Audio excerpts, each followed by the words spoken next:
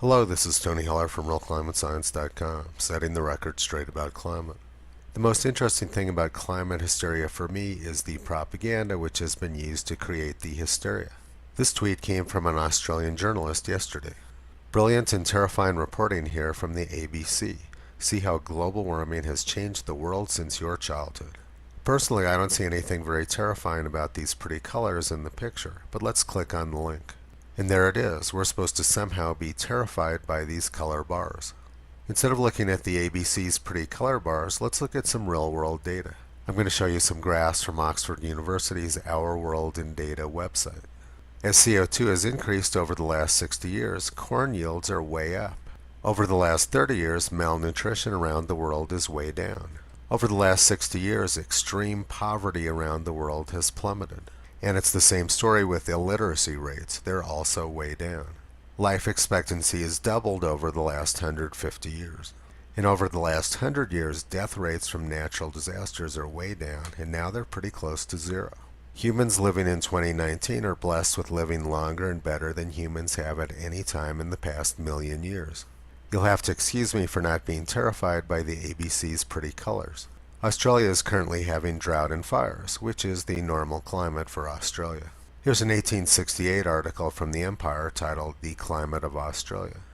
1789, drought. 1791, drought. 1797, drought. 1799, flood. 1800, flood. The bottom line is that Australia is experiencing either drought or flood most of the time. That's their climate. The Federation drought from the beginning of the 20th century was the worst drought on record in Australia.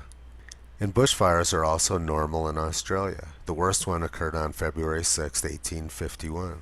That date was known as Black Thursday, and on that date, half of Victoria burned. We find it recorded that as early as 7 or 8 o'clock in the morning, the thermometer at Melbourne stood at 117 degrees in the shade.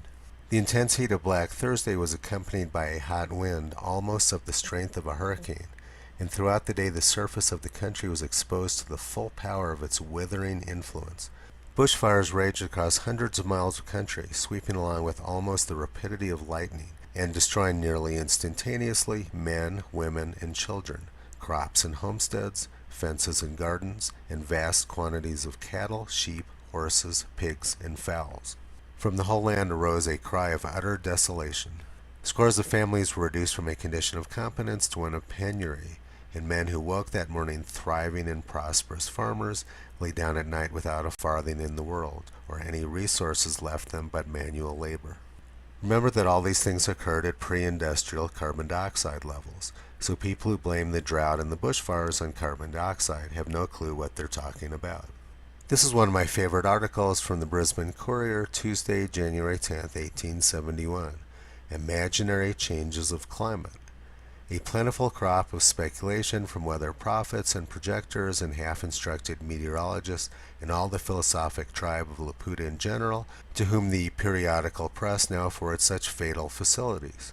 Every season is sure to be extraordinary, almost every month one of the driest or wettest or windiest, coldest or hottest ever known. Much observation, which ought to correct a tendency to exaggerate, seems in some minds to have rather a tendency to increase it. Climate change delusion is nothing new. It's been going on for at least 150 years and probably much longer. And here's another interesting climate change article from 1846.